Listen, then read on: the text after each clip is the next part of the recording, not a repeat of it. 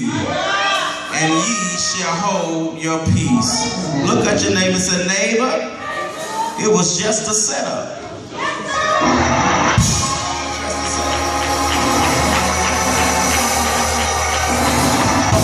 Maybe that neighbor was trying to understand or close their Bible, but look at your neighbor on the other side and say, neighbor, it was just a setup.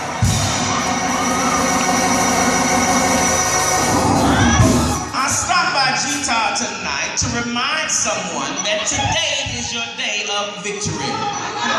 Today God is going to deal a death blow to your enemy. That enemy that has been plaguing your life, that has been dogging your heels, that has been riding your back, that has been breathing down your neck, that enemy that has been making your life miserable. The text says that the salvation he will show you today. For the Egyptians whom you have seen today, you will see them again no more and forever. That lets me know that the situation that I'm going through right now, once God brings me out of it, I won't go that way again. Once he delivers me from it, I won't have to deal with that same situation, that same circumstance. Now, I don't know what the Egyptians mean to you today, but Egyptians to the Israelites were enemies. Your enemy could be sickness, it could be financial trouble, it could be family strife and turmoil, it could be people who are trying to destroy your life, there are people who are trying to attack your ministry, or it could be a habit or an addiction that you haven't been able to conquer.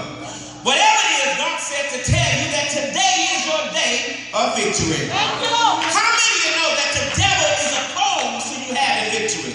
The devil don't want you to be victorious. He doesn't want to walk. He wants you to be a victim, not a victor. He wants you to wallow in your situation. He doesn't want you to have the victory. He wants you to speak, woe is me, instead of a greater than he attitude. But look at your neighbor and say, you are an atmosphere changer. And what you say in that atmosphere can change your situation around. What you speak into your life can change the situation. It's time out for us waking up in the morning saying, I'm going to have a bad day. But you got to wake up in the morning and look in the mirror and say, I'm blessed in the city. I'm blessed in the field. I'm blessed coming out and I'm blessed going in. Then you really got to get anointed and say, whatever my hands touch is blessed. Whatever my feet tread is blessed. Whatever room I walk in becomes blessed. Because you are an atmosphere changer. But after the children of Israel are thrust out of Egypt, God begins to harden Pharaoh's heart. He begins to deal with his heart. He says, for Pharaoh will say of the children of Israel, they are entangled in the land. The wilderness has shut them in. Now Pharaoh begins to say, I've got them right where I want them. They're trapped. There's nowhere for them to go. Do you know that's how the enemy works in our lives? He feels like now I got them right where I need them. They're more concerned about the problem than the problem solver. They're so more concerned about the way instead of the way maker. They're more concerned about their healing instead of the healer. They're more concerned about their deliverance instead of the deliverer. So he comes in and he gets us distracted. He begins to detain us. He begins to cause us to see things that are not there. You know, we begin to think folk that don't like us and don't know nothing about us. You understand that? We begin to think folk talking about us and don't even know our name. We begin to think that things are not the way they should be when God is saying, now faith is the substance of things hoped for and the evidence of things not seen. I can't see it, but I believe it.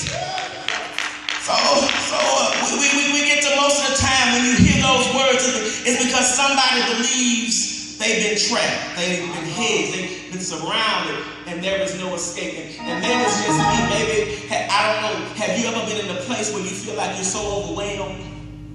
You feel like if you move forward, it seems like you keep getting pushed back, and it seems like you think you're getting ahead, and then this building's due. You understand? You think the children are acting right, but then this one gets to acting ugly. You understand? You think the relationship and the marriage is going well, and he gets to tripping, or she gets to tripping, and you feel trapped. You feel like God really has forgotten you. You feel like God has forsaken you. You feel like God has turned his back on you. But look at your neighbor and remind your neighbor that he'll never leave you nor forsake you. It may feel like he's not there, but the teacher never talks while you're taking the test. You got to